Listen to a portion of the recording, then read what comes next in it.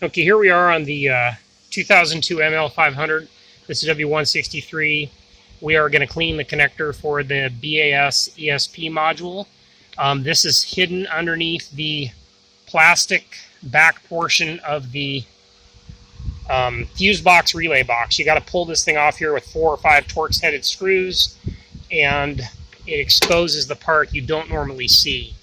And when you have error lights on your dashboard, the 3 lights salute on the left side, the BAS, ESP, ABS, ETS, all 3 lights, you may have dirty connectors here. These vehicles are getting quite old, and they may have dirty connections in there or bad connections. So we're going to pull this apart and spray CRC electric cleaner in there. And there was nobody showing how to take this connector piece off, so I'm going to have my helper here demonstrate how to get it loose. Kind of go ahead and show them slow motion there. You pull the black portion to the side, and then that lifts it up. Well, yeah, all the way off.